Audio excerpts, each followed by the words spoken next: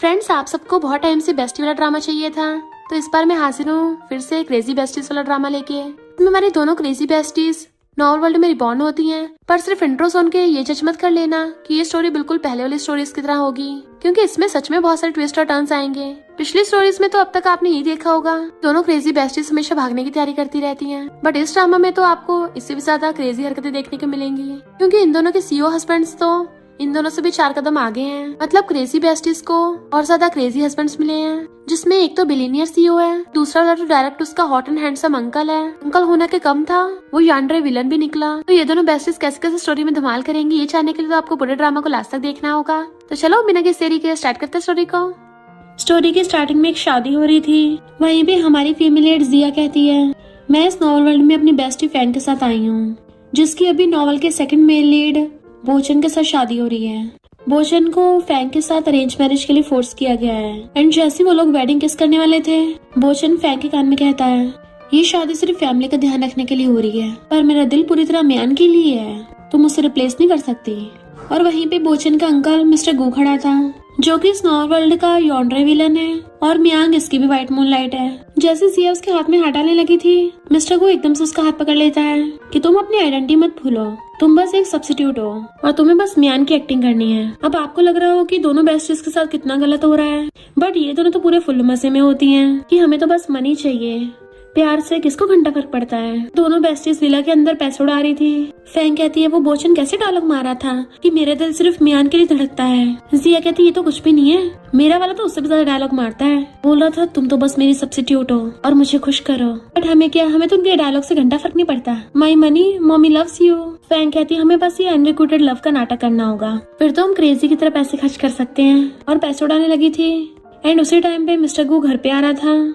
जिया को पता चल जाता कि विलन वापस आ रहा है, तो दोनों बेस्टी जल्दी से पैसे समेटने लग जाती हैं। इतने में मिस्टर गू आके डायरेक्ट विला का गेट खोल देता है, और जैसे अंदर झांकता है, वहाँ पे तो जिया आराम से सोफे बैठी हुई बुक पढ़ रही थी, जो एक नोट नीचे गिरा रह गया था। फैंग जो सोफे के पीछे छुपी हुई थी, धीरे से वो नोट खींच के चुम्मा ले लेती है उसका। जिया कहती, मिस्टर गू तुम वापस आ गए, बट वो तो उसका फेस पकड़ लेता है कि वो ऐसे बिल्कुल भी नहीं हंसती, और अपना कपड़ा निकाल के फेंकता है जो फैंग के ऊपर गिर गया था। मिस्टर गू जाता कहता है, मुझे 10 मिनट में लिविंग रूम में मिलना। तब तो जिया ओके बोल देती है, पर फिर उसको गुस्सा आ रहा था, डेविल विलन कहीं का हुक्म चलाता है। उसकी बेस्टी फैंग कहती है, ब्रो अगर हम यहाँ से निकल नहीं सकते तो क्या हुआ, क्यों नहीं यहाँ पे एंजॉय करें। जिया कहती, मैं भी हार नहीं मानने वाली। फैंग कहती, तो अपने वाले को संभाल, मैं अपने वाले को संभालती हूँ। फिर जिया फ्लावर लगा के मिस्टर गू के पास आती है। मिस्टर गू जो पियानो बजा रहा था उसको देखने लगता है, तो कहती है, ऐसे घूर क्या रहे हो, क्या मेरे कपड़े बिल्कुल उसके जैसे नहीं है, कुछ गलती हो गई क्या। बट मिस्टर गू तो उसे खींच के अपनी गोदी में बैठा लेता है। देन उसके बालों में लगे फ्लावर की पेटल खींच लेता है मुंह से। फिर वो उसका फेस पकड़ के उसको किस करने लगा था। देन वो सारे पेपर्स उड़ा के मारता है और उसको दोबारा से किस करने लग जाता है। तो जिया भी उसको किस कर रही थी, क्योंकि किस करने में तो मजा आ रहा था। इधर बोचन फैंग से पूछता है, तुम कहाँ गई थी, और जैसे फैंग बताने वाली होती है तो कहता है, मुझे जानने में कोई इंटरेस्ट नहीं है, और उसे पेपर्स पकड़ाता है। 1 साल बाद हमारा ये मैरिज कॉन्ट्रैक्ट कैंसिल हो जाएगा, अगर तुम्हें ये पेनल्टी फीस कम लग रही है तो मैं 1 लाख और बढ़ा दूंगा। बट फैंग तो millions trillions billions zero count कर रही होती है कि फाइनली मुझे इससे फाइनेंशियल फ्रीडम मिल जाएगी। बोचन सोचता है, ये तो काफी सैड लग रही है, क्या ये मुझे इतना लाइक करती है, या मैंने इसको ज्यादा ही बोल दिया। पर फैंग कहती है, बोचन हमारी शादी को सिर्फ खुश नहीं हुए हैं, और तुम मुझे ऐसे ट्रीट कर रहे हो, क्या तुम मुझे दूसरा चांस नहीं दोगे। बोचन सोचता है, फैंग बेस्ट एक्ट्रेस है और मियान जल्दी वापस आने वाली है, तो मुझे जल्दी से छुटकारा पाना होगा। और कहता है, दिन में सपने देखना छोड़ दो, ये शादी शुरू से मिस्टेक थी, तुम्हारी फैमिली के मेरे ग्रैंडपा से कनेक्शन थे, तभी तो उन्होंने मेरी जबरदस्ती शादी करा दी। तो क्रेडिट कार्ड दे देता है कि इसमें 2 मिलियन है, तो हमारे बीच में कुछ भी पॉसिबल नहीं होने वाला। पर फैंग तो कार्ड लेके फेंक देती है कि मुझे तुम पसंद हो, तुम्हारे पैसे थोड़ी ना। बट बोचन उसको मना करके नहाने चला जाता है, जबकि फैंग तो खुश होती है, एकदम से बेबी बोल के क्रेडिट कार्ड को उठा लेती है कि इस नमूने को क्या लगता है, मुझे इसमें इंटरेस्ट होगा। और तभी वहां के फोन में मैसेज आता है, तो कहती है, ये तो बोचन का फोन है, और इधर जिया को मैसेज करती है कि मियान वापस आ गई है। देन नेक्स्ट सीन में वो जिया से कहती है, तभी वो बोचन गोल्ड आइस बन रहा है और जल्दी से जल्दी मुझे डाइवोर्स देना चाहता है, क्योंकि उसकी वाइट मूनलाइट जो वापस आ रही है। मुझे नॉवल की स्टोरी याद है कि जब मैं डाइवोर्स के लिए हाँ नहीं करूंगी तो मियान और बोचन मिलके मुझे मेंटल हॉस्पिटल भेज देंगे। और तुम्हारी एंडिंग, जिया कहती, मेरी तो उससे भी ज्यादा बेकार ट्रेजिक एंडिंग है। मिस्टर गू के लिए मियान से जेलस होंगी, वो किसी को हायर करके मुझे डिस्ट्रॉय कर देगा, और फिर क्या मैं अपने टूटे हाथ पैर लेके माउंटेन्स पे पड़ी मिलूंगी। तो दोनों बेस्टीज डिसाइड करती हैं कि हमें जल्दी यहाँ से भाग लेना चाहिए। इसी टाइम पे उन दोनों के बंदे आ जाते हैं और एक साथ पूछते हैं, तुम दोनों की कहाँ भागने की तैयारी है। तो जिया बहाना बनाती हुई कहती है, हमारा कुछ टाइम से वेट काफी ज्यादा बढ़ गया है ना, हम सोच रहे थे पर्सनल रनिंग कोच रख के हम रनिंग करें। बोचन वहां से आने लगा था, मुझे कुछ काम है, तो फैंग उसको बाय बाय करती है। बट मिस्टर को जाने से पहले जिया ने जो ग्लासेस लगा रखे थे उसे निकाल के ले जाता है, क्योंकि वो उसी के थे। उनके जाते जिया फैंग से कहती है, अगर हमें यहाँ से भागनी है तो क्यों ना हम पहले अच्छे से एंजॉय करें। तो फैंग भी हाँ कर देती है। नेक्स्ट सीन में हम देखते हैं बोचन और मिस्टर को दोनों बार में आए थे और ऊपर खड़े हुए सबको देख रहे होते हैं। बोचन कहता है, अंकल मियान वापस आ गई है, पर शुक्र है मेरे तुम्हारी तरह किसी के साथ अफेयर नहीं चल रहा, तो वो मुझे भाव देगी। मिस्टर को कहता है, ऐसे तो मेरे पास जीतने के चांसेस ज्यादा हैं, क्योंकि मैं अनमैरिड हूँ। तभी वहाँ पर मियान आती है, तो सब लोग उसका वेलकम कर रहे थे।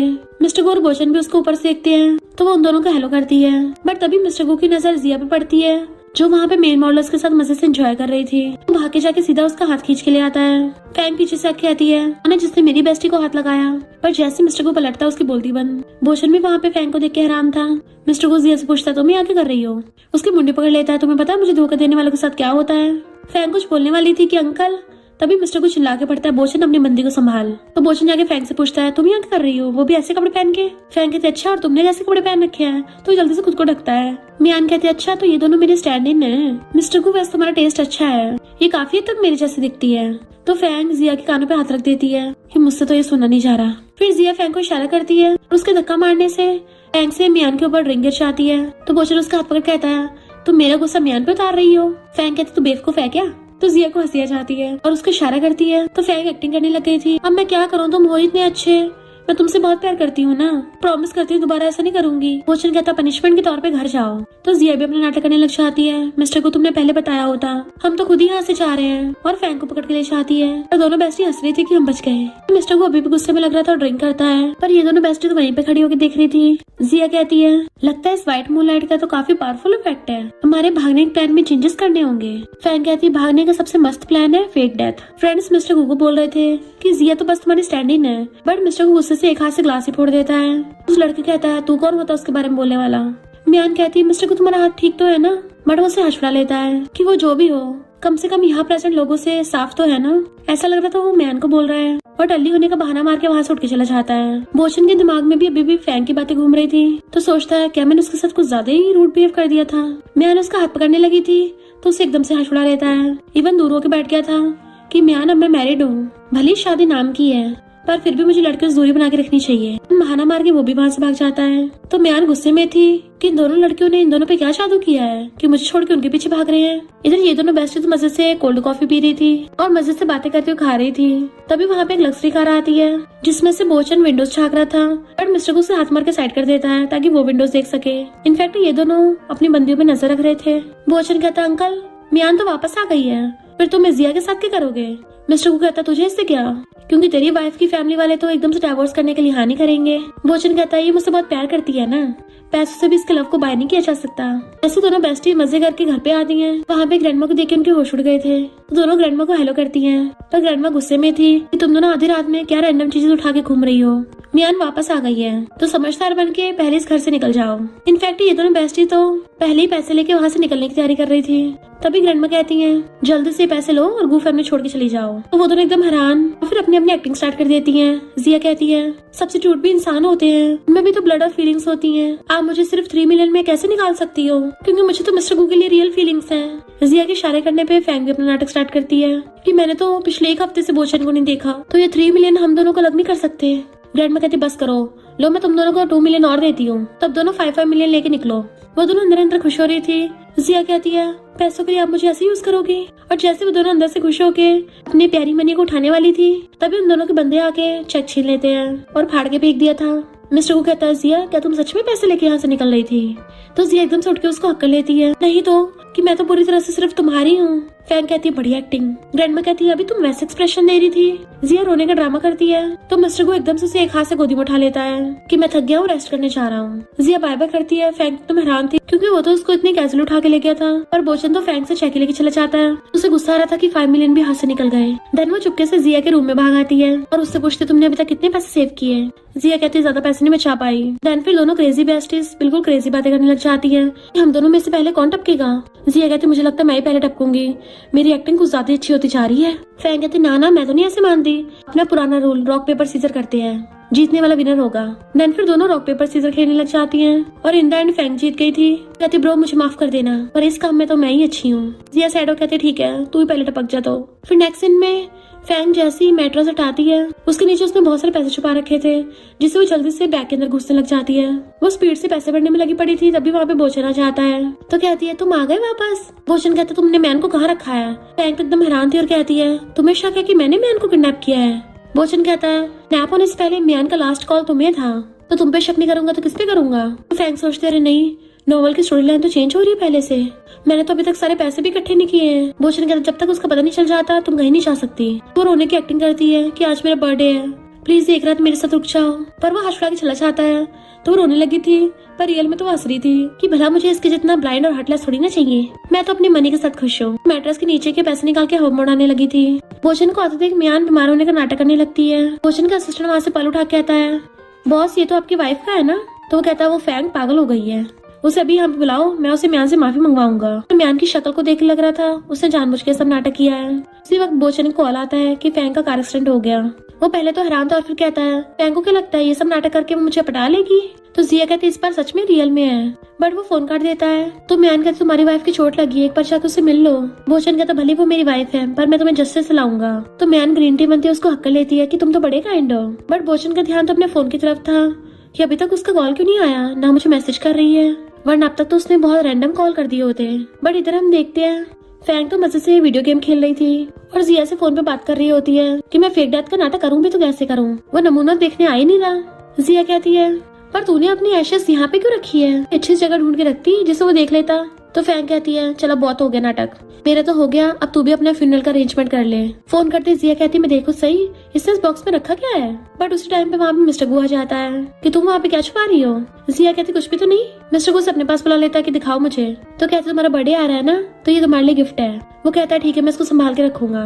बट जिया अचानक से क्लोज होकर पूछती है क्या तुम मुझसे लव करते हो। मिस्टर को कहता है तुम लाइन क्रॉस कर रही हो। उसके जाते ही जिया को बोचन कॉल आता है कि फैंग मेरा फोन क्यों नहीं उठा रही है, उससे बोलो कि मेरा फोन उठाए। क्या कहते अब कभी वो तुम्हारा फोन नहीं उठा पाएगी क्योंकि फैन चली गई इस दुनिया से। बोचन एकदम हैरान था, गुस्से से चेयर को लात मार के भुड़का देता है ये तुम क्या बोल रही हो, उसे कहो अभी मेरे पास वापस आए। जिया के तुझे उससे मिलना है ना तो यहाँ पर आजा। फोन काट देती है तो बोचन एकदम से भागता है, जबकि जिया चिल्ला रही थी नमूना कहीं का। जैसे बोचन भाग के आता है वहाँ पे जिया ने तो फैंग की ग्रेव बना रखी थी।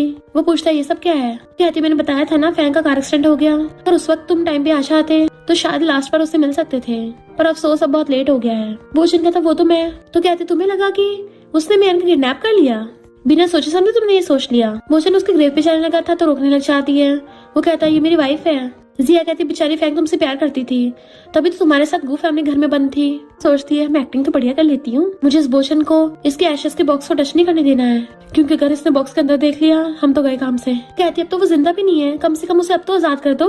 बोचन कहता वो मेरी वाइफ है, मैं उसको जाने नहीं दूंगा। और जिया को साइड हटाकर उसके ऐश बॉक्स खोल के देखता है तो उसमें उसको डाइस का पीस मिला था। तो पूछता ये क्या है। जिया कहती है वो ये तुमने उसे कभी चूज नहीं किया था ना, तो इसलिए वो ये डाइस छोड़ के गई है ताकि तुम फ्यूचर में सही डिसीजन ले पाओ। बोचन रोने लग जाता है तो जिया को हंसी आ रही थी। वो ये सब कुछ फैंग को बताती है तो फैंग कहती जिया तुम तो जीनियस हो। जिया कहती पर अफसोस पिंक डायमंड हाथ से निकल गया और वो गिरने वाली थी। तभी उस टाइम पे मिस्टर गो से पकड़ लेता है कि तुम आधी रात में किससे बात कर रही हो इतने पैशनेटली। उसी टाइम पे फैंग कहती है पिंक डायमंड की चिंता मत करो, हमारे पास बहुत सारे लिमिटेड एडिशन बैग्स हैं क्लोजेट में। जिया सोचती है अरे नहीं हम दोनों गए काम से। मिस्टर गो जैसे फोन कान पे लगाने वाला था जिया एकदम से हटा के मिस्टर गो को किस कर लेती है। मिस्टर गो एकदम हैरान था तो फोन पे पैर रख के कहती है फैंग अब इस दुनिया में नहीं रही। बोचन उसके ग्रेव पे बहुत रो रहा था। मैंने सोचा अगर किस दिन मैं भी इस दुनिया से चली गई क्या तुम मेरे लिए भी इतना सैड होगे। बट मिस्टर गो उसका फेस पकड़ कहता है तुम्हें मैं लेके आया हूँ, तो अगर तुम किस दिन टपकोगी तो तुम्हें मेरे साथ टपकना होगा और तुम्हें पूरी लाइफ मेरे साथ ही रहना पड़ेगा। वो कहते मैं तुम्हारे साथ रह लूंगी, पर क्या तुम मुझसे शादी करोगे। बोचन ने जो फैंग के लिए पिंक डायमंड बाय किया वो तो बहुत बड़ा है, तो तुम भी जब मुझे प्रपोज करोगे बहुत बड़ा पिंक डायमंड यूज करना। मिस्टर को कहता है ठीक है और उसे किसी करता बेड पे गिरा लेता है। इधर म्यान मेड से कहती है मैंने सुना है फैंग टपक गई है तो मैं बोचन से मिलने आई हूँ। बट मेड कहती है बॉस ने बोला कि मैं 7 दिन तक किसी को घर में अंदर ना आने दूं, और उसके मुंह पे गेट बंद कर देती है। तो म्यान गुस्से चिल्ला रही थी तभी जिया गेट खोलती है और उसकी बॉडी पे हर जगह लव बर्ड्स थे और उसके सामने से निकल जाती है। तो म्यान कहती है बन के क्या दिखा रही है। बट जिया कहती है उसने मुझे लग्जरी चीजें लाई हैं, अब मैं इन सबको बेच के पैसे कमाऊंगी। बट म्यान कहती है गू फैमिली के अंकल और नेफ्यू सिर्फ मेरे इशारों पे नाचेंगे। फिर नेक्स्ट सीन में जिया फैंग से बात कर रही थी तो फैंग कहती है इस पर प्लान को अच्छे से अंजाम देना। फिर जिया को मिस्टर गू की शादी वाले कन्फेशन का याद आता है, पर फिर खुद को होश में ला कहती है ठीक है। मियाना कहती है तुम तो मिस्टर गू की सब्स्टिट्यूट हो ना, यहाँ क्या कर रही हो? अब जब यहाँ पर हो तो मुझे जल्दी से टी करके देना, क्योंकि तुम तो सर्व करने में कुछ ज्यादा ही अच्छी हो ना, तो इसमें प्रॉब्लम नहीं होगी, है ना? जिया कहती है मैं मिस्टर गू को इसलिए सर्व करती हूँ क्योंकि वो मुझे पैसे देता है जिससे मुझे खुशी मिलती है, पर तुम्हारे पास तो देने के लिए कुछ है ही नहीं। तो म्यान गुस्से से कहती है मेरी बेइज्जती कर रही हो, और क्रेडिट कार्ड निकाल के देती है कि मैं भी तुम्हें पैसे दे सकती हूँ, तो जल्दी से मुझे टी करके दो। जिया गुस्सा रहता सोचती है काश मैं ऑक्टोपस होती, एक बार में 8 थप्पड़े मार देती। कोई नहीं, मुझे कंट्रोल करना होगा। देन वो म्यान को पकड़ा के उसके क्लास में टी करने लगी थी, तभी वहाँ पे मिस्टर गु आ जाता है कि चलो मैं तुम्हारी हेल्प करता हूँ। म्यान पूछती है मिस्टर गु तुम यहाँ पर कैसे? मिस्टर गु कहता ऑफ कोर्स मैं तुम्हारा ध्यान रखने आया हूँ, और उसके टी पकड़े वाले हाथ को पकड़ के उसके ग्लास में टी करने लगा था, पर हॉट टी तो म्यान के हाथ पे बिखर रही थी और ऐसा लग रहा था मिस्टर गु जानबूझ के कर रहा है। तो जिया हैरान थी कि ये क्या मेरी हेल्प कर रहा है, पर म्यान ग्लास से छोड़ देती है कि अब कब गिर गया है तो मैं अब और टी नहीं पी रही। मिस्टर गु कहता है तुम्हें जिया से दूर रहना चाहिए, तो म्यान उसको हक कहती है तुम मेरी बहुत चिंता है ना। तभी मिस्टर गु वही गिफ्ट निकालता है जो जिया ने उसे दिया था। म्यान कहती है तो बहुत ब्यूटीफुल है, क्या मुझे दे दोगे? और उसके हाथ से ले लेती है। तो जिया गुस्से से वहाँ से जाने लगी थी एंड मिस्टर गु उसको देख रहा था, पर म्यान सोचती है मुझे पता है तूने दिया इसको। फिर नेक्स्ट सीन में जिया अपनी फेक डेथ के प्लान को अंजाम देने के लिए आ गई थी और वहाँ पे सबसे पहले एक लेटर रख देती है। देन फिर मिस्टर गु को ऑडियो नोट भेजने लगी थी कि मेरे जाने के बाद अपना ध्यान रखना और ज्यादा ड्रिंक मत कर लेना, तुम्हें चोटें लगती है उनका सही से इलाज करवा लेना, और फोन फेंक के बाय कर देती है। इधर मिस्टर गु बहुत स्पीड से अपने बॉडीगार्ड्स के साथ जा रहा था, तभी रिपोर्टर्स उनको घेर लेते हैं। तुम दोनों तो बड़े स्वीट हो रहे थे, तो कब शादी करने वाले हो? मिस्टर गु कहता वो बस एक नॉर्मल गिफ्ट था, कोई मैरिज प्रपोजल नहीं है। म्यान कुछ बोलने वाली थी तो उन रिपोर्टर्स को हटा के वहाँ चला जाता है। इधर जिया पूरी प्लानिंग में होती है और अच्छे से रेडी शेडी होके जैसे कूदने वाली थी, तभी वहाँ पर एक मास्क वाला आता है कि मुझे किसी ने तुम्हें टपकाने के लिए पैसे दिए हैं। कहती है तो तुम्हें म्यान ने भेजा है? मास्क वाला कहता है मैं तुम्हें अपने बॉस के बारे में बता नहीं सकता ऐसे। जिया कहती है चल मुझे फिर अपना काम करने दे, डिस्टर्ब मत कर, और एकदम से पुल पे से कूद जाती है। तो वो मास्क वाला एकदम हैरान था कि कम से कम मुझे तो प्रोसेस कंप्लीट करने देती। इधर म्यान मिस्टर गु से कहती है गु ग्रुप की रेपुटेशन के लिए रिपोर्टर्स के क्वेश्चन का आंसर देने पड़ेगा, पर जैसे मिस्टर गु को बंदा आके उसके कान में कुछ बताता है तो मिस्टर गु जल्दी से भागता है। म्यान को उसी मास्क वाले कॉल आता है कि मैंने उसको निपटा दिया, तो बड़ा खुश होती है। मिस्टर गु भाग के पुल के पास जाता है, पर रेस्क्यू टीम वाले उसको रोक देते हैं कि हम उसे ढूंढने की पूरी कोशिश कर रहे हैं। तभी मिस्टर गु को उसे ढूंढते हुए जिया का लेटर मिल जाता है कि अब फाइनली मुझे किसी और की शैडो बन के नहीं रहना पड़ेगा, तुम अब खुश रहना। तो वहीं बैठकर रोने लगा था, पर फिर एकदम से उठ के सब कहता है वो मर नहीं सकती है, और जिया का दिया हुआ वही वाला गिफ्ट निकाल लेता है कि चाहे कुछ भी हो जाए मैं तुम्हें ढूंढ के रहूंगा। इधर जिया पानी में से बाहर निकल के आती है कि मुझे बहुत ठंड लग रही है, फैंग अभी तक यहाँ पे आए क्यों नहीं? अगर मैं पकड़ी गई तो हम दोनों गए काम से। तभी वहाँ पे कार को देखती है तो कहती है नो वे, इतनी फास्ट। इनफैक्ट फैंग वहाँ पे आ गई थी और कहती है मैं 5 मिनट इसलिए लेट हो गई क्योंकि मैं फिशिंग नेट लेने गई थी ताकि तुझे पकड़ के बाहर निकाल सकूं। जिया कहती है मेरे जैसे फिश की तो हालत खराब हो गई पानी में डूब के, मैं बहुत सारे पैसे लेके आई थी पर डूबने से सिर्फ ये दोनों गोल्ड बार से बची हैं। फैंग उसकी चुम्मी ले लेती है, चलो कुछ तो जिंदा बचा, और उसे खड़ा करती है कि तुम क्या सोच रही हो? जिया कहती पता नहीं मिस्टर गु और बोचन का क्या हाल हो रहा होगा। फैंग कहती है उनका क्या होना है, वो तो अब म्यान के साथ होंगे आराम से, और उसे अपने कान बैठा के लेके चलने लगी थी। फिर रेस्क्यू टीम वाले और बॉडीगार्ड्स बताते हैं कि हमने हर जगह ढूंढ लिया पर कोई पता नहीं चला। मिस्टर को ऑर्डर देता है चॉपर्स और हेलीकॉप्टर्स मंगवा लो, इस जगह का चप्पा चप्पा छान मारो। बॉडीगार्ड कहता बॉस कहीं मिस किया पहले ही, पर मिस्टर को उसको पहले घूर देता है। करके मैंने उसकी बोलती बंद हो गई थी कि कैसे भी करके जिया को ढूंढो, और अगर उसकी बॉडी मिली तो तुम सबको उसके साथ जिंदा गाड़ दूंगा। उसने जिया के दिए उस गिफ्ट को इतने कस के पकड़ रखा था कि उसके हाथ से खून निकलने लगता है। भोजन बैठा और ड्रिंक कर रहा था, तभी मियान वहाँ पे आती है और सोचती है देखा तो इन दोनों लड़कों को मुझसे छीन नहीं सकता, और भोजन के पास आके बैठ जाती है कि तुम इतना ज्यादा ड्रिंक मत करो, चलो मैं तुम्हें रूम में ले चलती हूँ। बट भोजन उसे पकड़ कहता है फैंग तुम वापस आ गई, देखो मैं तुम्हारा दिया हुआ डाइस हमेशा संभाल के रखता हूँ और तुम्हारे बारे में सोच रहा था। मियान को गुस्सा आता कि अभी भी फैंग के बारे में सोच रहा है, टपकने के बाद भी वो इसके दिल पे कब्जा करके बैठी है और वो डाइस फेंक देती है। तो भोजन चिल्लाने लग जाता है कि मेरा डाइस कहाँ चला गया, और म्यान पे चिल्लाता है तो मैन उठाकर कहती है ये रहा तुम्हारा डाइस। भोजन कहता तुम्हारी हिम्मत कैसे उसको टच करने की, बार बार म्यान पे चिल्ला रहा था, तो वो भी चिढ़के वहाँ चली जाती है। फिर नेक्स्ट डे वो ड्रिंक कर रहा था और मिस्टर गु कहता है अंकल मैं जानता तुम कैसा फील कर रहे हो, कल से लेके अभी तक तुम हर जगह उसे ढूंढ रहे हो, तो अब उसे ढूंढना बंद कर दो। मिस्टर गु कहता है मैं तब तक ढूंढूंगा जब तक वो मुझे मिल नहीं चाहती, और तेरी वाइफ तो जिंदा भी नहीं है। फिर भोजन का शिक्षक बताता है कि आपकी वाइफ के कोई भी एशेस नहीं मिले हैं। भोजन हैरान था ये कैसे हो सकता है, जिया ने तो बोला था वो फैंग के एशेस है। मिस्टर गो भी उसकी बातें सुन रहा था। तो बोशन कहता है इसका मतलब फैंग ने अपनी डेथ को फेक किया है। मिस्टर गो कहता है यानी वो दोनों मिली हुई हैं और ऑर्डर देता है वो लोग कुछ टाइम पहले जिन जिन लोगों से मिली है सबको ढूंढ निकालो। इधर हम इन दोनों बेस्टीज को देखते हैं जो बार में बैठी हुई मजे से लोगों को ताड़ रही थी। ये वाला कैसा लग रहा है? जिया कहती है ये वाला बिल्कुल बोशन जैसा दिख रहा है। और पता फैंग तेरे फ्यूनरल पे तो वो घुटने टेक कर रो के तुमसे माफी मांग रहा था। तेरे नाम पर फाउंडेशन खोल के उनमें डोनेशन भी कर रहा था। कहीं उसे सच में तुझसे प्यार व्यार तो नहीं हो गया? तभी तो मेल मॉडल उन दोनों के साइड में आके बैठ जाते हैं और अपनी अपनी बॉडी दिखाने लगे थे। तो वो कहते हैं जिसकी बॉडी अच्छी होगी हम उसी को ज्यादा पे करेंगे। तो दोनों उनके सामने जाके बैठ जाते हैं और शर्ट खोल के अपनी बॉडी दिखा रहे थे। तो ये दोनों बेस्टी खुश होकर चिल्ला पड़ती है और उनपे पैसे उड़ा के मार रही थी। तभी एक लड़का के फैंग से कहता है क्या तुम प्लीज मेरी हेल्प करोगी? मेरे पीछे कोई लड़की पड़ी है तो तुम मेरी गर्लफ्रेंड बनने का नाटक करो ताकि वो मेरे पीछे छोड़ दे। फैंग कहती है ये तो मेरे बाएं हाथ का खेल है और वो उस लड़के के साथ आने लगी थी। तो जिया भी उसके साथ आती है और ये दोनों मेल मॉडल्स तो उन दोनों के पर्स उठा के उनके पैसे निकाल लेते हैं। इधर मिस्टर गो को उसका बंदा के बताता है कि बस आपने जो क्रेडिट कार्ड मिस जिया को दिया था उससे अभी अभी किसी ने कुछ परचेज किया है। तो मिस्टर गो कहता है फाइनली वो पकड़ी जाएगी और उसे पकड़ने के लिए चाहता है। इधर वो लड़की उस लड़के को कहती है ये तो बस तुम्हारे साथ खेल रही है पर मैं तुमसे सच्चा प्यार करती हूँ। फैंग कहती है हट इससे, मैं इसके लिए पूरी सीरियस हूँ और इसी से शादी करूंगी।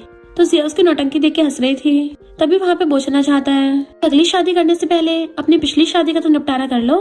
जिया उसे देख के हैरान वो वहीं पे बैठ जाता है। तो जिया से पूछती है कहीं मैं टल्ली तो नहीं हो गई हूँ? मुझे ऐसे लग रहा है जैसे बोचन ही है सामने।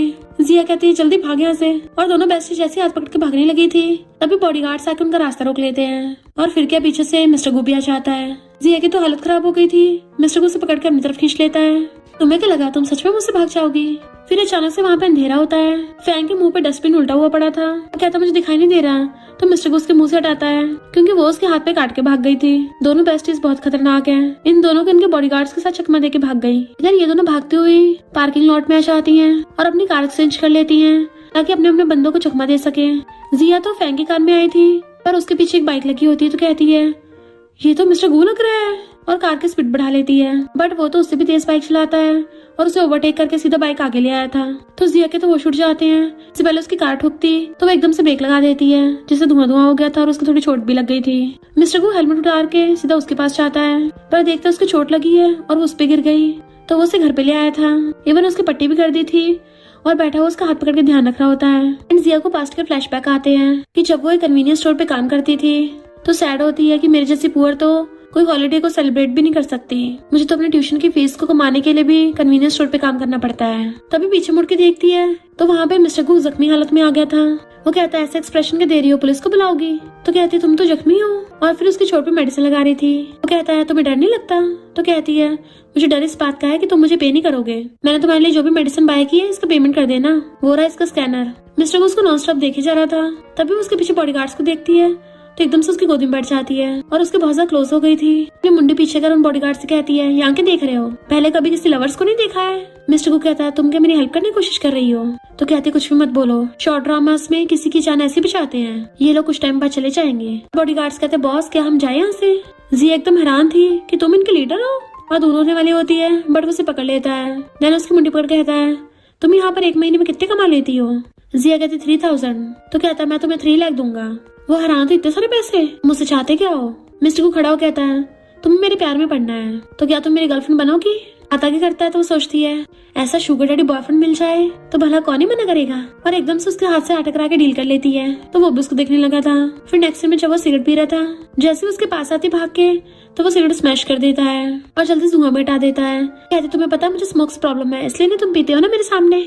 वो कहता है ऐसा कुछ नहीं है। तो कहती है आज मेरा बर्थडे है तो बताओ मुझे बाहर क्यों बुलाया है? पर तभी वहाँ पे फायरवर्क्स को देखती है कि ये तो बहुत ब्यूटीफुल है। खुश हो जाती है। मिस्टर को भी हंसता है उसको पीछे से कर लेता है एंड वो भी हंसती उसका हाथ पकड़ लेती है। दोनों स्माइल करने लगे थे। ये सब सोच के जिया की अचानक से आइज खुल जाती है। उठ के देखती है कि उसके दोनों हाथ हैंडकफ से बंधे हुए हैं। मिस्टर को ने उसका हाथ पकड़ रखा था और कहता है मैंने तुमसे बोला था ना तुम मुझसे भाग नहीं सकती हो। तो कहती छोड़ो मुझे।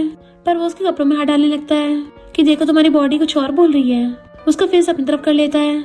तुम मुझे अभी मिस करती हो है ना? जिया कहती प्लीज मुझे जाने दो। फैंग अभी भी बोचन के साथ है तो मुझे उसकी चिंता हो रही है। मिस्टर को कहता क्या बोल रही है मुझे सुनाई नहीं आ रहा। तो कहती मुझे जाने दो। तो मिस्टर को उसे पकड़ के एकदम से किस करने लग जाता है बट वो उसके लिप्स पे बाइट कर लेती है। ब्लड साफ कर कहता है तुम्हें तो बड़ी हिम्मत आ गई है। जिया सोचते अरे मैं तो भूल ही गई थी ये कोई मामूली विलन नहीं है ये यॉन्ड्रे विलन है। इससे पंगा लेना इतना आसान नहीं है। मिस्टर को उसका हाथ पकड़ के चाटने लगा था। तभी जिया को लवली बाइट के कलवल ड्रामा की स्टोरी लाइन याद आती है, तो वो एक्टिंग करती हुई कहती है, इनफैक्ट मैं तुम्हें सच नहीं बताना चाहती थी, मुझे एक बहुत ही ज्यादा सीरियस बीमारी है और डॉक्टर्स ने बोला है कि मेरे पास ज्यादा टाइम नहीं बचा है, इसलिए मैं भाग रही थी, तो प्लीज मुझे आने दो। मैं तुम्हारे गू फैमिली की सीक्रेट किसी को नहीं बताऊंगी। मिस्टर को कहता सच में? तो कहती हाँ मैं झूठ नहीं बोल रही। तो वो उसका फेस पकड़ के उसको किस करने लग जाता है। जिया कहती मिस्टर को तुम पागल हो गए हो क्या? मैंने बोला कि मुझे सीरियस बीमारी है, क्या तुम्हें डर नहीं तुम्हें इन्फेक्शन हो जाएगा? मिस्टर को कहता तुमने सुना नहीं कि प्यार में हम बीमारी को भी डिटॉक्सिफाई कर सकते हैं, बुरे से बुरा क्या होगा, हम दोनों साथ में टपक जाएंगे। कहती तुम पर्वर्ट हो क्या? मिस्टर को कहता तुम पहले तो मुझे कभी कर्ज नहीं करती थी, ना ही बाइट करती थी। कहती है मैं ऐसी करती हूँ, मैं रियल में ऐसी हूँ, तुम्हें प्रॉब्लम है ना तो छोड़ दो मुझको और अपनी व्हाइट मूलेट के पास वापस चले जाओ, क्योंकि वो मियां तो बहुत समझदार है ना, बहुत अच्छे से बिहेव करती है, फ्लावर से बनी है पर मैं पूरी कांटों से बनी हूँ। मिस्टर को कहता तुम जैसी मर्जी देखो, तब भी तुमसे प्यार करता हूँ। और उसे पकड़ के क्लोज होने लगा था तो वो दूर को होती है कि कैसा साइको पल्ले पड़ गया। मिस्टर को कहता तुम मुझसे शर्मा रही हो? तो कहती मैं क्यों शर्माऊंगी, तुम मेरे साथ ये कैसे बिहेव कर रहे हो, मैं बाद में इस बारे में मियान को बता दूंगी। तो मिस्टर को हंसने लग गया था एंड फिर अचानक से उसके हैंडकफ्स खोल देता है। तो कहती है तो क्या तुम मुझे जाने दे रहे हो? कहता हाँ उसको जाके बता दो। वो कहती है तुम क्या बोल रहे हो, तुम उसी के पास जाओ और मुझे छोड़ दो। बट मिस्टर को उसका फेस पकड़ लेता है कि तुम अभी ये सब एक्टिंग करना बंद करो, मुझे तुम्हारे रियल सेल्फ को जानना है और ये जानना तुम रियल में बेड पे कैसी लगती हो। एंड फिर उसको किस करने लग गया था तो वो उसको दूर कर रही थी और जैसे भागने लगती है वो उसे पकड़ के बेड पे गिरा देता है, फिर अपनी शर्ट खोल के अपनी टाई निकाल के फेंक देता है। तो कहती है ये क्या कर रहे हो? तो कहता है मैं तुम्हें अपना लव प्रूव करूंगा, तुम्हें शक हो रहा ना मुझ पे, तो तुम्हारा शक खत्म कर दूंगा। और उसे पकड़ के किस करने वाला था तो उसको थपड़ा मार देती है। मिस्टर को उसे दोबारा से किस करने लगता है तो उसे दोबारा थपड़ा मार देती है। मिस्टर को कहता तुमने तो बहुत तेज थपड़ा मारा है और फिर एक हैंडकफ उठा के अपने हाथ में बांध देता है और दूसरी साइड से उसको जिया को पहना दिया था कि अब तो तुम मुझसे दूर हो ही नहीं पाओगी, हम दोनों ही बन के रहेंगे। एंड उसको पकड़ के किस करने लग जाता है। जिया बेचारी भी क्या कर सकती थी, तो वो भी उसे किस करने लग जाती है और दोनों रोमांस करने लग गए थे। फिर नेक्स्ट सीन में जब उसकी आईज खुलती हैं तो वो उसे पीछे से हक करके सो रहा था, तो वो चुपके से उसका अपने ऊपर से हाथ हटा देती है, सोचती पता नहीं मेरी बेस्ट ठीक कर रही होगी। बट मिस्टर को नींद में फिर से उसको हक कर लेता है और अच्छे से कस के पकड़ लिया था और कहता है चिंता मत करो मेरा नेफ्यू वहीं पे है, तो फैंग को कुछ नहीं होगा। कहती मुझे सांस तो लेने दो, इतना कस के कौन हक करता है। इधर फैंग बैठे ड्रिंक कर रही थी, पता नहीं वो डेविल विलन मेरी बेस्टी के साथ क्या कर रहा होगा, लगता है मुझे अब गू फैमिली वापस जाके उसको बचाना पड़ेगा। जैसे उठ के जाने वाली थी तभी बोचन आके उसका हाथ पकड़ लेता है। कहाँ जा रही हो फिर से? जिया के साथ मिलके फिर से भागने की प्लानिंग तो नहीं है? कहती छोड़ो मुझे, मैं ऑलरेडी टपक चुकी हूँ और तुम्हें पता नहीं है टपके हुए लोगों की रिस्पेक्ट करते हैं। बोचन कहता ड्रामा बंद करो, मैं तुम्हें कोई डिवोर्स नहीं देने वाला, तो तुम हमेशा मेरी वाइफ रहोगी। फैंग कहती है तुम पगला गए हो क्या, उसी मैन के पीछे जाओ ना। कहता प्लीज पास्ट की बातें मत करो। तो कहती है अच्छा क्यों ना करूँ, तुम्हें तो यही लगा था ना कि मैंने मैन को किडनैप किया है। वो कहता मैं तो बस इन्वेस्टिगेशन कर रहा था। तो कहती हटो यहाँ से मुझे जाना है, पर बोचन उसे अपने कंधे पे टांग लेता है। तो कहती छोड़ो मुझे, तुमने तो बोला था तुम मुझसे हेट करते हो। तो कहता मुझे अपनी बात का पछतावा हो रहा है। एंड उसी टाइम पे मैं आना चाहती है और फैंग को देख के हैरान थी तुम अभी तक जिंदा हो। फैंग कहती क्यों तेरी घंटे बज गई? तो मैन कहते नहीं मुझे तो बोचन के लिए चिंता हो रही थी, तुम्हारे जाने के बाद वो बहुत सा सैड था ना, दोबारा बोचन के साथ ये बचकाना मजाक मत करना। फैंग कहती है मैं तो ऐसी बचकानी हरकतें करती हूँ, मैं कुछ लोगों की तरह ग्रीन टी वाली हरकतें नहीं करती ना। मैन की फ्रेंड कहती है बोचन देखो तुम्हारी वाइफ मैन की बेइज्जती कर रही है। बोचन के बोलने से पहले म्यान कहती है फैंग तुम गलत मत समझ लेना, मेरे और बोचन के बीच में कुछ भी नहीं है, हम दोनों तो इनोसेंट हैं। फैंग कहती है कैसे मच्छरों की तरह भिनभिना रही हो, मेरा दिमाग खराब कर दिया। म्यान इनोसेंट बनने का नाटक करने लग गई थी। बोचन कुछ बोलने वाला था, अभी फैंग कहती है मुझे तुमसे डिवोर्स चाहिए। बोचन कहता तुम डिवोर्स पेपर की बात कर रही हो, क्या तुम मेरे बिना रह पाओगी? फैंग को हंसी आ जाती है, कहीं तुझे ऐसा तो नहीं लगता कि मुझे तेरे लिए फीलिंग्स आ गई हूँ, मैंने तो स्टार्टिंग से कभी तुम्हें लाइक नहीं किया। बोचन कहता इसका मतलब इतने सालों से तुम मुझे चेस कर रही थी, वो सब एक्टिंग थी। फैंग कहती वो सब तो मैंने फैमिली के प्रेशर में किया था। तभी मैन चेक निकाल के कहती है फैंग अगर तुम्हें पैसों कमी है तो ये ले लो, पर प्लीज बोचन को परेशान मत करो। बोचन कहता है तुम्हें सच में पैसों कमी है तो 50 मिलियन काफी होंगे, और उसकी तरफ क्रेडिट कार्ड देता है तो वो उठा लेती है और थैंक यू कर जाने लगी थी तो बोचन उसका हाथ पकड़ लेता है। मियान बोचन का दूसरा हाथ पकड़ कहती है अब तो उसने पैसे ले लिए हैं तो इसको जाने दो, पर बोचन मियान से अशफाक कहता है इसको मेरे साथ घर चलना होगा। कहती है हमारे साथ बराबर हुआ तो छोड़ो मुझे, पर बोचन उसे खींच के ले जाता है। मियान को बहुत तेज गुस्सा आ रहा था तो उसकी फ्रेंड कहती है कहीं बोचन को सच में इस फैंग नाम की लड़की से प्यार तो नहीं हो गया। कहते मेरे होता ऐसा कभी नहीं होगा, ये दोनों अंकल नेफ्यू मुझे मिलने चाहिए। जिया अपने बेड पे सो रही थी तभी फैंग पीछे से आकर उसको हक करने लगती है, पर जिया को लगता है मिस्टर गू है तो कहती है तुम इंसान हो या बीस्ट, पूरी रात भर मुझे थका दिया है और अब फिर से आ गए हो। उसका हाथ पकड़ के पीछे कर देती है, पर फैंग कहती है मैं तो खुद तक ही हुई हूँ। तो एकदम से घूम के कहती है कि बेस्टी तुम ठीक हो, तुम भी पकड़ी गई। तो फैंग उसकी गोदी में सर रख लेती है कि उस इडियट का नाम मत ले, मन कर रहा उसके जाके बैंड बजा दूं। मैंने डिवोर्स तक की बात कर दी, तब भी मुझे यहाँ पे रहने के लिए रोक रहा है। मुझे लगता है वो जानबूझ के मुझे परेशान कर रहा है। जिया कहते मुझसे तो खुद बर्दाश्त नहीं हो रहा, कहीं ऐसा तो नहीं है हम दोनों बेस्टीज ऐसे निपट जाएंगी जैसे नॉवल में लिखा था। कहते हम ऐसा नहीं होने देंगे, हम कोई ना कोई रास्ता निकाल ही लेंगे, पर आज बहुत थक गए हैं, किसी और दिन ढूंढेंगे। तो दोनों बेस्टीज डिसाइड करती हैं कि अभी सो जाना चाहिए एंड कंबल ओढ़ के सो जाती हैं। तभी मिस्टर गुआ कहता है क्या तुम अब भी मुझसे गुस्सा हो? मुझे जो पिछली बार पिंक डायमंड रिंग चाहिए थी, देखो मैं ऑक्शन में से बाय कर लाया हूँ। ये सबसे बड़ा पिंक डायमंड है, तुम्हें ये स्टाइल बहुत पसंद आएगा। अगर तुम चाहो तो मैं डिजाइनर से चेंज भी करवा सकता हूँ इसका डिजाइन। तभी फैंग ब्लैंकेट से निकलती है, चैन से सोने भी नहीं दे रहे, क्या बड़बड़ा रहे हो? जिया कहती है कोई नहीं, जब मुझे मिलेगी ना मैं तेरे साथ शेयर कर लूंगी, और उसको हक करके सो जाती है। फैंग भी उसको हक करने लगी थी, बट मिस्टर को ये देख के जेलस हो जाता है और जल्दी से जिया को फैंग से दूर करने लगा था। पर ये दोनों बेस्टी तो एक दूसरे को छोड़ती भी नहीं। तो मिस्टर को जल्दी से बोचन कॉल करता है कि आके अपनी बंदी को लेके जा, ये मेरी बंदी को मुझसे चुरा रही है। इधर नेक्स्ट सीन में फैंग की जब आइस खुलती है तो उसके साइड में बोचन सो रहा था। तो एकदम हैरानी से उठ जाती है और कहती है कल रात तो मैं जिया के साथ सोई थी, मैं क्या स्लीप वॉक करने लगी हूँ और बोचन के मारने वाली थी।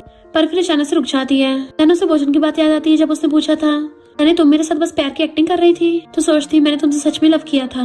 और फिर हम पास्ट का सीन देखते हैं। फैंग की फैमिली वालों ने उसको जबरदस्ती डांस के लिए भेजा था, पर किसी ने उसको गिरा दिया और उसके ऊपर पानी भी गिर गया था। बट तभी बोचन आके उसके पास बैठ गया और हाथ आगे करके पूछता है क्या तुम मेरे साथ डांस करोगी?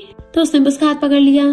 तो फैंग स्माइल करती है और सोचती जब मुझे पता चला मेरी तुमसे शादी होगी मैं बहुत खुश थी, और सोचा कि अगर तुम मुझसे प्यार नहीं भी करोगे तब भी कोई नहीं, मैं तुमसे ज्यादा प्यार कर लूंगी। जब तक तुम मुझ पे गिव अप नहीं करोगे मैं हमेशा तुम्हारे पास रहूंगी। बोचन नींद में उसका हाथ पकड़ लेता है, बट वो उसका फोन उठा के उसके फिंगरप्रिंट से फोन का लॉक खोल लेती है। देन देखती है बोचन को मियां ने फोटो सेंड कर रखे हैं अपने कि मैं इन कपड़ों में कैसी लग रही हूँ। फिर क्या फैंग को गुस्सा जाता है और वो जानबूझ के फोन सीधा उसके मुंह पे छोड़ देती है जिससे उसकी टकली पे लग गया था, और अपनी नोज पकड़ के उठता है। तो कहती है तुम्हारे पास 3 सेकंड है, अभी की अभी मेरी नजरों के सामने से गायब हो जाओ। बोचन कहता पर तुम यहीं पे रहोगी। जैसे उठता है तो उसका फोन उठा के फेंकने वाली थी, तो वो खुद ही उठा के ले जाता है। फिर जैसे बोचन बाहर आता है मिस्टर गूस का फेस से कहता है तेरी नाक पे क्या हो गया, पिनोकियो बन के घूम रहा है? तो बोचन कहता है मेरी वाइफ मुझे बहुत ज्यादा किस करती है ना। तो मिस्टर गू की हंसी निकल जाती है और गेम खेलने लग गया था, पर मियान मेड के मना करने के बाद भी जबरदस्ती घर में घुस आई थी। जबकि मिस्टर गू उसे इग्नोर करके चला जाता है। तो सोचती है आखिर ये जिया और फैंग वापस क्यों आ गई। इधर जिया कहती है मुझे अच्छे से याद है मैं फैंग के साथ सोई थी रात, तो जब मैं उठी तुम्हारे साथ कैसे हो गई? मिस्टर को कहता फैंग मैरिड है, तो उसका हस्बैंड उसे लेने के लिए आ गया था, तो मैं थोड़ी ना मना कर सकता था। और वैसे भी कल रात हम कितने परफेक्टली अच्छे से सोए थे एक दूसरे को हक करके, याद नहीं कैसे तो मेरी बॉडी से चिपक के सो रही थी। तो कहते मुझ पर इल्जाम मत लगाओ, तुम भी वहाँ पे लेटे थे, मेरी गलती नहीं है, नींद में मैं कुछ भी कर देती हूँ। तो वो उसे पकड़ के खींच लेता है। वाइफ कितना टाइम हो गया तुम्हारे बिना रहा नहीं जा रहा, चलो बेड पे दोबारा से साथ में सोने चलते हैं। जिया कहती पागल हो गए हो, मैं अभी तो उठ के आई हूँ बेड से। इतने में मियान फ्रूट्स लेके आती है, कहीं मैंने तुम दोनों को डिस्टर्ब तो नहीं कर दिया? जिया अपना अच्छे से ध्यान रखो, तुम्हारे चोट लगी है ना, कहीं इस चोट का निशान न रह जाए, फिर तुम मेरी जितनी ब्यूटीफुल नहीं रह पाओगी ना। जिया को हंसी आ रही थी, नौटंकी कर रही है और उसकी बास्केट में से एप्पल निकाल के खाने लग जाती है। मिस्टर को खड़ा हुआ जिया को देख रहा था, तभी उसका बंदा आके बताता है कि हमने बहुत अच्छे से इन्वेस्टिगेशन किया और पता चला है कि मियां ने खुद ही खुद को किडनैप करने का नाटक किया था। जानबूझ के बोचन को ये न्यूज भिजवाई कि फैंग ने उसको किडनैप किया। मिस्टर को कहता है स्टूपिड ट्रिक से सिर्फ बोचन को फूल बनाया जा सकता है। मियान जिया कहती है मिस्टर को तुम्हारी बिल्कुल परवाह नहीं है, तुम बस उसकी सब्स्टिट्यूट हो, वो तो मेरे लिए घर तक बनवा रहा है। जिया कहती है तुम तो एक्टिंग में कुछ ज्यादा ही माहिर हो, एकदम से इनोसेंट फीमेल बन जाती हो और एकदम से गुंडी बन जाती हो, पर मुझे नहीं लगता मिस्टर को तुम्हें भाव देता है। मियान कहती क्या फर्क पड़ता है, घर वालों को तो यही लगता है ना कि मिस्टर को मुझसे प्यार करता है, तो मेरी पोजीशन लेना चाहती हो जो कि सिर्फ सपनों में ही होगा। जिया एकदम गुस्से से उठती है, तो वो डरती हुई पीछे होने लगी थी। जिया कहती अब तुम वापस आ गई हो तो जाकर उसको मनाती क्यों नहीं हो कि मेरा पीछे छोड़ दे। मियान कहती तुम मेरी बेइज्जती कर रही हो। जिया कहती नहीं तो तुझे तो एक्टिंग करनी है, अब जा जल्दी जा। बॉडीगार्ड कहता है बॉस लगता है मिस्सी आपके बारे में गलत समझ रही है। इधर मैं गुस्सा रहा था कि तुम मुझे डरा रही हो। जैसे उसके मारने वाली थी वो बास्केट अटैक कर देती है, उससे जैक फ्रूट के कांटे उल्टा उसी के लग गए थे, तो म्यान गुस्से से भाग जाती है। फैंग के पूछती है ग्रीन टी तुमसे क्या बात कर रही थी। जिया कहती फ्रूट्स लेने आई थी, तुम भी खाओगी। फैंग कहती है मैंने कल रात इसके बारे में पूरा सोचा, मिस्टर गू और बोचन दोनों हमें लेके आए हैं, मुझे लगता है अब शायद नॉवल की ओरिजिनल स्टोरी रिपीट होगी। जिया कहती तुम्हारा मतलब कि ओरिजिनल नॉवल की तरह हमारी ट्रेजिक एंडिंग होगी। और दोनों बेस्टी चिल्लाने लग जाती हैं कि इस बार हमें फिर से भागना पड़ेगा और पिछली बार की तरह हम लापरवाह नहीं हो सकते, ऐसे प्रोफेशनल मैटर्स को प्रोफेशनल्स पे छोड़ना चाहिए, इस बार हम बिल्कुल नहीं पकड़े जाएंगे दोबारा से। फिर नेक्स्ट सीन में जिया बैंक में जाती है ताकि वो क्रेडिट कार्ड से पकड़ी न जाए, इसलिए क्रेडिट कार्ड की सारी मनी कैश में निकलवा लेती है। रिसेप्शनिस्ट कहती है ये हमारी तरफ से गिफ्ट है सोयाबीन ऑयल। तभी मैं पीछे से मिस्टर गू आता है, तो सोचती ये यहाँ क्या कर रहा है, अरे बाप रे, मैं गई काम से और चुपके चुपके वहाँ से खिसकने लगी थी, पर रिसेप्शनिस्ट कहती है मिस्सी आप अपना सोयाबीन ऑयल तो भूल ही गई। तो वो वापस आकर वो पूरा कैन उठा के भागती है। मिस्टर को कुछ शक होता है, घर पे कॉल करके मेड से पूछता है क्या जिया घर पे है। मेड सोचती बॉस को क्या हो गया, मिस्सी तो बोल रही थी वो सोने के लिए रूम में गई है और कोई उन्हें डिस्टर्ब नहीं करेगा। तो वो बाहर से जिया को आवाज मारती है, यंग लेडी क्या आप अंदर हो। जिया कुछ बोलती नहीं तो वो अंदर जाने लगी थी। बाहर से फैन खड़ी हुई देख लेती है तो वो जल्दी से जिया को मैसेज कर रही थी। मेड कहती है मिस जिया बॉस ने मुझे आपको चेक करने के लिए बोला है। जिया कहती है मैं नहा रही हूँ। तो मेड रिप्लाई करती है कि हाँ मिस जिया तो घर पे ही है। फैंग सोचती बड़ी मुश्किल से बची है। फिर वो चुपके चुपके फैंग के पास आती है भाग के कि मैं बैंक से पैसे विड्रॉ कराने गई थी, पर वहाँ पे मुझे वो डेविल विलन मिल गया। फैंग कहते उससे तुझ पे शक हो गया था, तभी तो मेड को तुझ पे चेकिंग करने के लिए भेजा, पर मैं भी चंट निकली। मैंने पहले से तेरी वॉइस रिकॉर्ड कर रखी थी, मैंने वो बचा दी। जिया कहती मेरी बेस्टी तो बहुत आसम है, पर मेरी तरफ से भी सारा काम हो गया है। फैंग कहती है प्रोफेशनल्स की बारी है। देन नेक्स्ट सीन में वो कुछ गुंडों से मिलने के लिए चाहती है। वो गुंडा नाइफ चाटता हुआ आने लगा था तो बंदा बताता है कि नाइफ पे पॉइजन लगा है। वो चाटने से रुक जाता है। फिर वो गुंडा उन दोनों को अपने काम के बारे में बताने लगा था कि मैं तो ऐसे लड़कियां गायब करता हूँ कि फिर उनका कुछ पता नहीं चलता, यहाँ तक कि उन्हें धरती खोद के भी नहीं ढूंढ सकते। और उनके साथ हैंडशेक करने लगा था कि तुम कौन सी फैमिली से हो। फैंग वॉशरूम के लिए चाहती है तो वो गुंडा उसके साथ बैठने लगा था पर नीचे गिर जाता है। तभी हम देखते हैं वहाँ पे एक कार आती है जिसमें से मिस्टर गो निकलता है और फैंग चाहते उसको देख लेती है क्योंकि वो बंदा तो जग्गू का बॉस की तरह वेलकम कर रहा था कि आपके लिए तो वीआईपी लॉन्च अरेंज किया है। एंड फैंग जल्दी से जिया कॉल करती है। देन उसे ऑडियो मैसेज भेजती है कि विलन यही आ रहा है, जल्दी से निकल वहाँ से। जिया ये सुनी रही थी तभी सामने से मिस्टर गू को देख लेती है तो जल्दी से अपने मुंह पे फाइल ढक लेती है। फाइल के पीछे मुझपा जाने लगी थी ताकि मिस्टर गू ना देख ले। इधर बाहर फैंग कार में उसका वेट कर रही थी, अभी तक आई क्यों नहीं। तभी जिया के एकदम से कार में बैठ जाती है कि बड़ी मुश्किल से उस विलन से बच के आई हूँ। फैंग कहते रहे नहीं लगता है इस बार फिर से प्लान फेल होगा। जिया कहती है पर उसने मुझे पहचाना तो नहीं है ना, मैं बहुत ही चुपके से निकल के आई हूँ, उसको पता ही नहीं चला होगा। पर फैंग विंडो के बाहर देखती है कि अब तुम गई काम से। जिया कहती है ये कैसे एक्सप्रेशन दे रही हो जैसे तुमने भूत देख लिया हो। मिस्टर को बाहर से विंडो खड़का रहा था और जैसे विंडो नीचे होती है तो कहती है कि कोइंसिडेंस है, तुम यहाँ क्या कर रहे हो मिस्टर गो। मिस्टर को कहता है ये बात तो मुझे तुमसे पूछनी चाहिए। वो एक साथ बहाने बनाने लगी थी पर उन दोनों के बहाने डिफरेंट होते हैं। ये कचरा फेंकने आया है, नहीं नहीं ब्रिक्स बेचने आया है। जिया कहती है मैं और फैंग तो घूमने आए थे, पता नहीं कार चलते चलते यहाँ कैसे पहुँच गई। मिस्टर को कहता है मैंने तो सुना ऐसी जगह बहुत खतरनाक होती है, लोग यहाँ हवा में यूं ही गायब हो जाते हैं, पता भी नहीं चलता। तो तुम दोनों को तो पता होना चाहिए, कॉज अगर तुम दोनों से कोई गलती हो गई तो मैं और बोचन तो इस जगह को खंडर में बदल के रख देंगे। जिया कहती है अच्छा ये जगह बहुत खतरनाक है, हमें नहीं पता था। फैंग जल्दी चलो यहाँ से और विंडो बंद करके कार भाग रहे जाते हैं दोनों। बॉडीगार्ड मिस्टर को कहता है बॉस आपने इतने टाइम तक सब एक्टिंग करी है कि म्यान आपकी व्हाइट मून लाइट है ताकि आप धीरे धीरे करके उसकी कंपनी को बैंकरप्ट कर सको, पर क्या आप मिस जिया को इस बारे में बताएंगे नहीं। मिस्टर को कहता बस लास्ट स्टेप रह गया, तो मैं उसे किसी भी खतरे में नहीं डाल सकता, पहले ये पता करो वो यहाँ पर करने क्या आई थी। तो उसका बॉडीगार्ड इन्वेस्टिगेशन करके आगे बताता है। मिस्टर को कहता अगर वो एक्टिंग करना चाहती तो ठीक है, मैं भी उसके साथ यही प्ले करूंगा, देखता हूँ कब तक एक्टिंग करेगी। इधर ये दोनों बेस्टी सारा सामान समेट के वहाँ से भागने की तैयारी कर रही थी और उसी गुंडे के पास पहुंच जाती है। जैसे वो दोनों कार में बैठने लगी थी गुंडा कहता है तुम दोनों को अलग अलग कार में बैठना होगा। वो कहती है हम दोनों तो बेस्टी हमेशा साथ ही जाते हैं जहाँ भी जाते हैं। गुंडा कहता है अगर दोनों साथ में जाओगी जल्दी पकड़ी जाओगी, वो फैमिली से बचने के लिए यही रास्ता है। इसलिए वो दोनों अलग अलग कार में बैठ जाती हैं। जैसे जिया कार में बैठती है वहाँ पे मिस्टर को मास्क लगा के बैठा होता है पहले से, तो वो उस गुंडे से पूछती है कि ये कौन है। गुंडा कहता है हमने तुम्हारे जैसे इम्पोर्टेंट क्लाइंट की सेफ्टी के लिए प्रोफेशनल्स हायर किए हैं। इधर फैंग की कार में भी बोचन मास्क लगा के पहले से बैठा था, तो फैंग कहती सच में प्रोफेशनल है तो पूरा।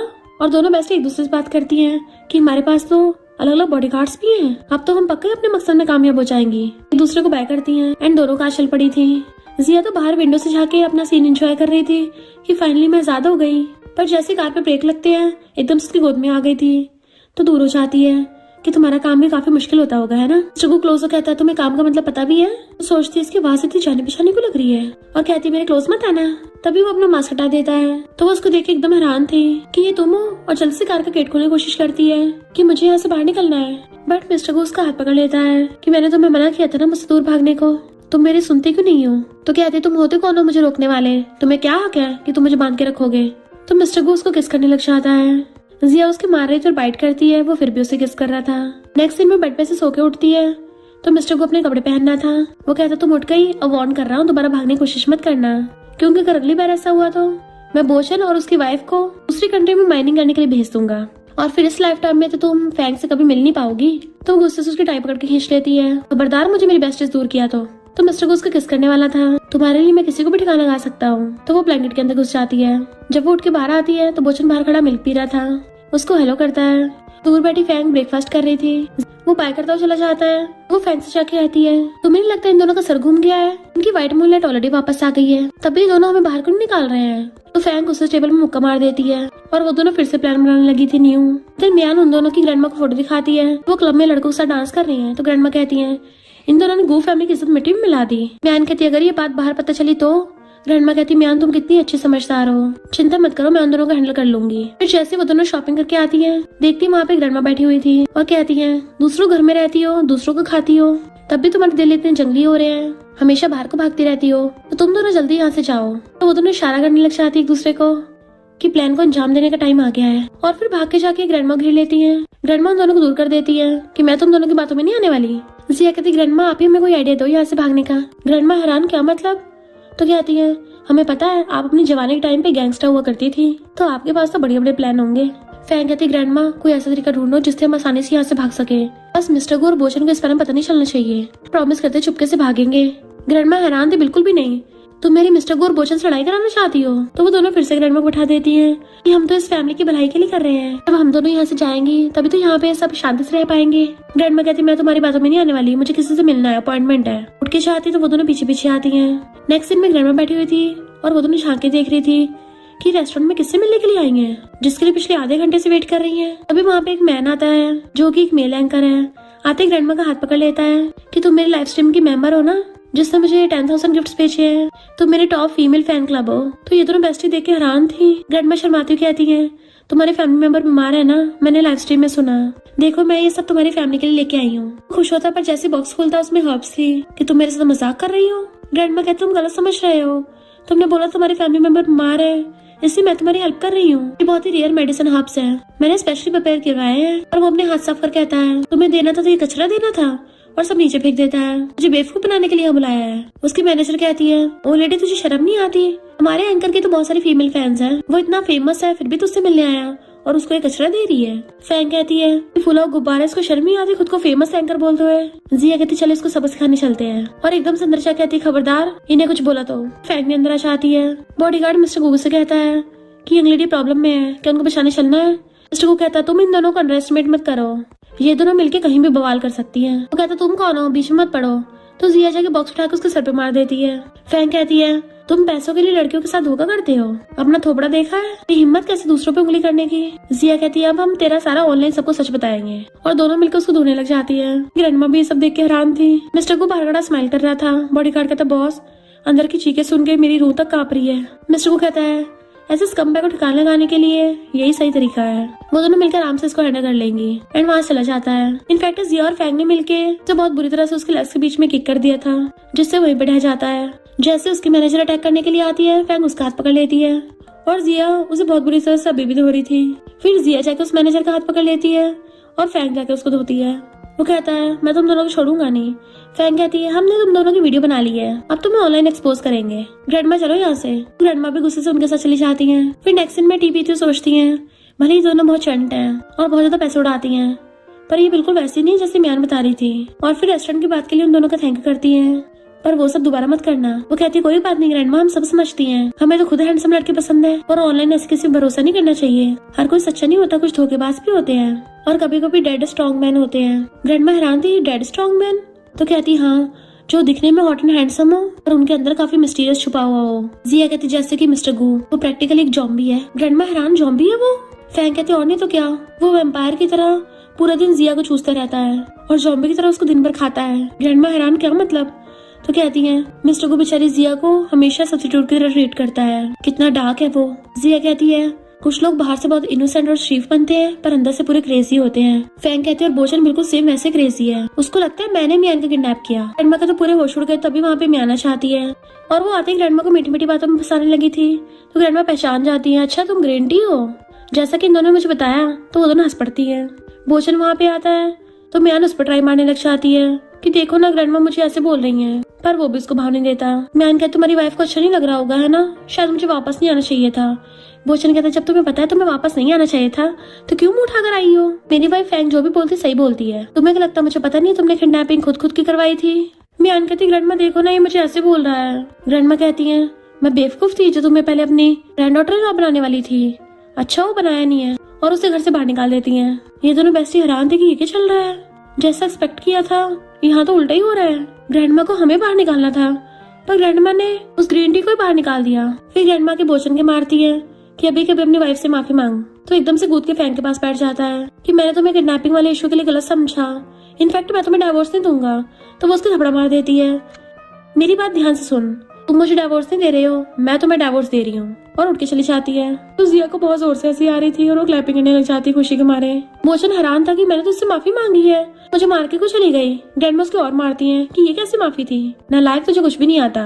वो कहता ग्रैंडमा मैं आपके ग्रैंडसन हूँ ना। पर ग्रैंडमा क्रेडिट कार्ड निकाल के जिया के हाथ में पकड़ा देती है कि तुम जाके इसको फैंक को दे देना कि वो अच्छे से जाके टॉप नॉच स्पा करवा ले और बहुत सारे लिमिटेड एडिशन बैग्स भी खरीद ले, शायद उसका मूड ठीक हो जाएगा। जिया तो क्रेडिट कार्ड देख के बड़े खुश होती है। तभी ग्रैंडमा मिस्टर को कॉल करती है, नालायक कहीं के हमेशा काम पे ध्यान देता रहता है, अभी के अभी घर आ। तो बोचन को भी हंसी आ रही थी पर जिया ग्रैंडमा खुशी के मारे हक्का लेती है। नेक्स्ट सीन में दोनों बेस्टी शॉपिंग करके आती हैं। वो दोनों ज्वेलरी शॉप पे जाने लगी थी, तभी वहाँ पे मियाना चाहती है और उसकी फ्रेंड कहती है तुम दोनों की औकात है वहाँ जाने की। पहले तो ये दोनों बेस्टी उसको खूब सुनाती हैं, पर फिर वो गुस्सा भी आ रहा था कि इस ग्रीन टी से क्या बहस करनी। इतने में एक वेटर्स आके कहती है, मिसेस को आपके लिए आपकी custom made her diamond ring तैयार है, क्या आप लोग ट्राई करके देखना चाहते हो। तो मियान खुद खुश होने लग जाती है कि मिसेस को मुझे बोल रही है, लगता है मिस्टर को ने मेरे लिए सरप्राइज रखा होगा, मुझे बताया तक नहीं है, एंड वो बहुत बड़ी डायमंड रिंग होगी, बहुत ज्यादा बड़ी। जिया फैंक से कहती है ये स्टोर बहुत अनलकी है, चल चलते हैं यहाँ से। पर मियान कहती है अभी कहाँ जा रही हो, पहले मेरी एक्सपेंसिव डायमंड रिंग तो देखती जाना, क्योंकि तुमने शायद इतनी एक्सपेंसिव चीज कभी देखी नहीं होगी। तो जिया गुस्से में सामान फेंक देती है और सीधा उस पर फिंगर तान देती है, लगता है सबसे पहले आज तुझे देखना पड़ेगा। पर फैंक उसको रोकती है कि इस पे ध्यान मत दे, मैं तुझे इससे बड़ी डायमंड रिंग दिलवाऊंगी, इससे कम से कम 10 गुना बड़ी। एंड फिर वो लोग वीआईपी ज्वेलरी स्टोर में आते हैं। मियान शो ऑफ करती हुई जाके सीधे चेयर पे बैठ जाती है और उसके सारे फ्रेंड्स उसकी चमचागिरी कर रही थी, पर ये दोनों बेस्टी तो वहाँ भी उसकी बेइज्जती कर देती है। फिर वहाँ पर सेल्स गर्ल वो डायमंड रिंग लेके आती है, तो दोनों यह देख के हैरान थी कि ये तो वही पिंक डायमंड रिंग है। जिया सैड हो जाती है क्योंकि उसने कहा था मिस्टर को से। मियान जाके वो रिंग उठा लेती है, देखा मिस्टर को मुझे कितना लाइक करता है, उसने स्पेशली मेरे लिए रिंग बनवाई है, वो भी पिंक कलर की, जो मेरा फेवरेट है। तो अच्छा होगा तुम दोनों जल्दी गू फैमिली चली जाओ। जिया कहती है पर तुझे तो खुद ही गू फैमिली से बाहर निकाल दिया था, तो हम तेरी क्यों सुने। उसकी फ्रेंड बीच में बोलने लगी थी, तो फैंग उसको इशारा करती है। जिया उसको ग्लास उठा के देती है, फैंग सीधा पानी उसके मुंह पे फेंक के मारती है कि मैं तुम सब ग्रीन टी से तंग आ गई हूँ, तुम्हारे जैसे नॉवल ग्रीन टी चुपी नहीं होती है, बकबक करती रहती है। फ्रेंड गुस्से से उसके मारने वाली थी, तो फैंग उसे पकड़ के भुड़का देती है कि आई बड़ी मुझसे फाइट करने वाली। म्यान की दूसरी चमची अटैक करने के लिए आती है, तो फैंग उससे भी फाइट करने लग जाती है। म्यान उनकी वीडियो बनाने लगी थी, तो जिया उसे जल्दी से फोन पकड़ती है और उन दोनों से लड़ने लगी थी। धक्का मुक्की में जिया म्यान को पकड़ के खींच लेती है, जिससे म्यान की चमची का गलती से म्यान को थप्पड़ लग गया था। म्यान की चमची से माफी मांगती है, पर म्यान गुस्से से चिढ़ के जिया के थप्पड़ मारने वाली थी। तभी मिस्टर गु आकर उसका हाथ पकड़ लेता है कि तुम्हें किसने इसको टच करने की परमिशन दी है। म्यान कहती है मैं तो तुम्हारी दी हुई डायमंड रिंग देख रही थी, पर इन लोगों ने पहले फाइट स्टार्ट की है। फैंग कहते तू एक्टिंग स्टार्ट क्यों नहीं कर लेती है, क्योंकि यहाँ पे तो बहुत अच्छा ग्रीन टी की एक्टिंग करती है। म्यान कहती मिस्टर को तुम कुछ बोलो ना, ये रिंग मेरे लिए है ना, या फिर तुम्हें सच में जिया से लव हो गया है। मिस्टर को कुछ बोलने वाला था, जिया कहती मुझे इस नौटंकी में कोई पार्टिसिपेट नहीं करना, और वहाँ चलने लगी थी। मिस्टर को तो सब में बाहों में खींच लेता है, उसे पूरी को उठाकर अपने कंधे पे टांग लेता है और उसे ऐसे टांग के ले जाता है, जबकि फैंग चिल्ला रही थी मेरी बेबी को नीचे उतार। बोचन कहता है उन दोनों को अकेले में बात करने दो, तो फैंग कहते उन दोनों को देखो, लगता है वो नॉर्मल बात करेंगे, ये तो सरासर किडनैपिंग है और तुम सबसे पहले मुझे छोड़ो। बोचन कहता मैं तुम्हें घर लेके चल रहा हूँ, या फिर तुम्हें इसके पास रहना है। फैंग कहती है मैं क्यों रहूंगी इसके साथ, मैं तो जा रही हूँ, अपने आप जा सकती हूँ। बट बोचन उसे खींच के ले जाता है। म्यान गुस्से में तो उसकी चमची कहती है तुम्हें भी जाना चाहिए, लगता नहीं है किसी को तुम्हारी परवाह है। तो म्यान चिढ़ रही थी क्योंकि रिंग उसके साइज की नहीं होती। जब मिस्टर को जिया को उठा के लाके कान में बैठाता है अपनी, तो वो चिल्ला रही तुम्हारी प्रॉब्लम क्या है। तो मिस्टर को उसे एकदम से पकड़ लेता है, बट वो उसको थपड़ा मार देती है कि तुम मुझे अपनी गलती से प्लेट ऑय मत समझ लेना, ना ही मैं तुम्हारी म्यान के साथ कोई गेम में पार्टिसिपेट करने वाली हूँ, बहुत हो गया, मैं कोई नहीं खेल खेल रही। मिस्टर को कहता मेरी बात तो सुनो। तो कहती क्या सुनाना है कि वो म्यान तुम्हारी व्हाइट मूनलाइट है, मुझे अब कुछ नहीं सुनना। वो कहता मेरी तो कोई व्हाइट मूनलाइट है ही नहीं। तभी उसका बॉडीगार्ड कहता है बॉस मैंने आपके कहे अकॉर्डिंग हर जगह रूमर्स फैला दिए हैं कि म्यान आपकी व्हाइट मूनलाइट है, मिशन कंप्लीट हुआ। मिस्टर को उसको बताने वाला था, बट वो गुस्सा को चली जाती है। बॉडीगार्ड कहता सॉरी बॉस, गलत टाइम पे गलत शब्द निकल गए। तो मिस्टर को उसको भगा देता है। इधर बोचन फैंग को सीधा रूम में ले आया था, तो कहती तुम चाहे कुछ भी बोल लो, मैं तुम्हें माफ नहीं करने वाली। बोचन कहता मैं कौन सा तुमसे बहस करने वाला हूँ, मैं तो तुमको ये बता रहा था, बट वो कान बंद कर लेती है कि मुझे कुछ नहीं सुनना, मुझे कुछ सुनाई आ ही नहीं रहा। तभी वो उसकी गलती से पैरों में गिर जाता है। फैंग एकदम हैरान थी कि तुम्हें ऐसे भी माफी मांगने की जरूरत नहीं है। बोचन पैरों में गिर के कहता है प्लीज मेरी अब तो सुन लो। तभी ये भागती हुई आती है और जैसे गेट खोलती है उन दोनों को देख के हैरान कि अरे बाप रे ये क्या सीन चल रहा है। फैंग कहती नहीं नहीं वो तो मैं और ये जिया एकदम से आइस पे हाथ रख लेती है। हाँ हाँ मैंने कुछ नहीं देखा, तुम दोनों लगे रहो, और गेट बंद करके भाग जाती है। जबकि फैंग उसको आवाज मार रही थी। बोशन उसका हाथ पकड़ कहता है सॉरी। वो कहती है तुम्हें माफी मांगने की जरूरत नहीं है। पर जिया फिर से गेट खोल के कान लगा के सुन रही थी। फैंग कहती तुम्हें याद है जब एक पार्टी में हम पहली बार मिले थे, मेरे बाल गीले हो गए थे, मैं नीचे गिर गई थी, सब मुझ पे हंस रहे थे। उस टाइम पे सिर्फ तुमने मुझे डांस के लिए इनवाइट किया, तब मुझे पता चला कि मेरी शादी तुमसे होने वाली है। मैं बहुत खुश हुई थी। और शादी पे इनफैक्ट जब वो उसे किस करने वाली थी तो बोचन उसके कान में बोला ये शादी सिर्फ दिखावे की है, मेरा हर्ट तुम्हारा नहीं है। बोचन कहता उस टाइम पे इनफैक्ट वो तो कहती है तभी मैंने और जिया ने प्लानिंग करी कि हम दोनों यहाँ से चले जाएंगे। पर अगर उस टाइम पे जब मैंने तुम्हें बताया था कि मेरा कार एक्सीडेंट हो गया, उस टाइम पे तुम एक बार भी मुझसे मिलने आ चाहते तो शायद मैं रुक जाती और अपने सारे पैसे जिया को दे देती। बोचन कहता सॉरी फैंग, पर मुझे उस टाइम पे नहीं पता था, मुझसे बहुत बड़ी गलती हो गई, तो क्यों ना हम दोबारा स्टार्ट करें। कहती मुझे अभी थोड़ा टाइम चाहिए खुद को शांत करने के लिए, इस बारे में बाद में सोचूंगी। और उठ के चलने लगी थी तो वो उसके पैर पकड़ रहा होता है। उसी टाइम पे जिया से गेट खुल जाता है और वो दोनों को इस पोजीशन में देख लेती है। तो फिर जानबूझ के नाटक करती हुई कहती है यानी तुमने ये सब बोचन के लिए किया, तुम मुझे और नहीं चाहती, मेरी बेस्टी तुमने मुझे धोखा दिया, तुमने एक लड़के के लिए अपनी बेस्टी को छोड़ दिया। और वहाँ से भाग जाती है। कहती नहीं तुम गलत समझ रही हो। उसके पीछे जाने लगी थी पर बोचन उसका पैर ही नहीं छोड़ता, तो वो उसको लात मार के भाग जाती है। बोचन गुस्सा आ रहा था तो वो मिस्टर को कॉल करता है कि अंकल तुम्हारी प्रॉब्लम क्या है, तुम अपनी वाइफ को संभाल के क्यों नहीं रखते हो, तुम क्या चाहते हो तुम्हारा नेफ्यू पूरी लाइफ कुआरा रहे। फिर नेक्स्ट डे जिया जैसे घर से बाहर निकलती है वो बॉडीगार्ड आके पैरों में गिर जाता है तो वो डर जाती है तुम कौन हो।